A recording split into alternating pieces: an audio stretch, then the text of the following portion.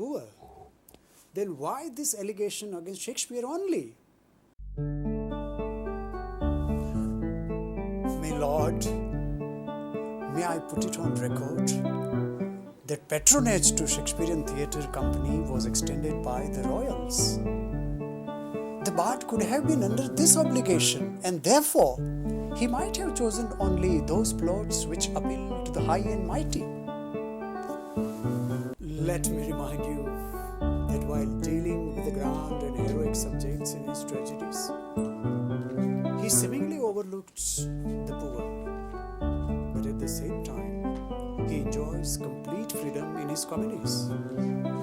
He does talk about the marginalized people through his comic characters. How can you forget Dull, Moth, Sir Toby Belch? Basically, Shakespeare began his life from a very humble background. He was the gatekeeper at the Globe Theatre. He was the curtain raiser and even part-time actor. So in order to be able to become a rich upper and aristocrat class, he had to appease the upper classes or the aristocracy. To write about them was the demand of the time, and Shakespeare was probably doing exactly the same thing. What is wrong in it? My ninth charge. Shakespeare suffers from an unexplainable monotony. There are chord scenes in almost all his plays.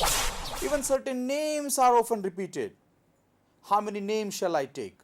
Antonio, Bassanio, Rosalind? What on earth claims that the bard is a monotonous writer? An intense sense of justice probably compels the bard to the courtroom, where he is the judge. He knew that a gross injustice has been done to Shylock, a member of a minority, and therefore, through the trial scene, he lets the humanity triumph. Many of his plays have Italian backdrop, hence the common Italian names such as Antonio and Bassanio. The alleged monotony is in fact the variety. He has created close to 500 characters, remember this, and he has never repeated himself. If he sets one scene in London, then in the subsequent scene he takes you to Rome, and in the next scene he takes you somewhere else. You call this monotony? Shakespeare's father was the sheriff of the Stratford County. So the young Shakespeare had observed the huge variety of courtroom scenes in his father's courts. And are we not in agreement with the fact that every author represents his experiences of life? That vast variety is represented in his various plays. Remember, trial scenes are not digressions. They are part of the main plot. My last but not the least charge on him. Shakespeare.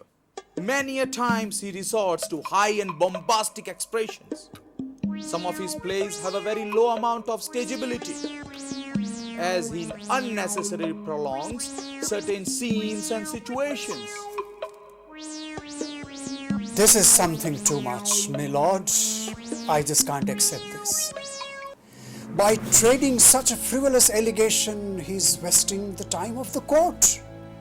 It is true that the bard frequently resorts to high and bombastic expressions, but he does that only when a sovereign addresses his subjects.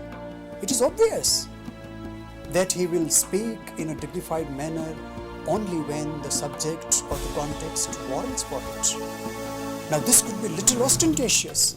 However, whenever Shakespeare speaks through his gestures and clowns, he speaks a common man's language, and we must remember that.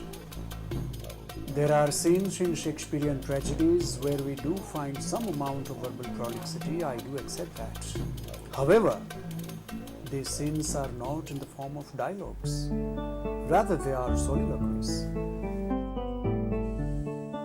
Gentlemen, I have heard the arguments presented by both the prosecution and the defense counsels.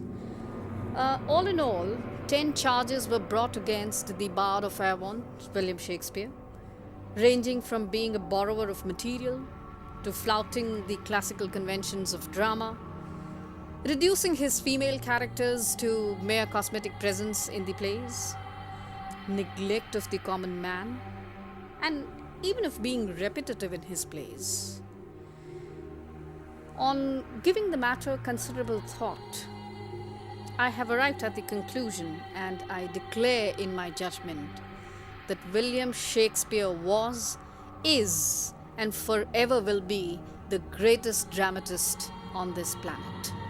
Dr. Johnson very correctly points out the stream of time which is continually washing dissoluble fabric of other poets passes without injury to the adamant Shakespeare. To round off my judgment, gentlemen, to quote Matthew Arnold, others abide our questions, thou art free.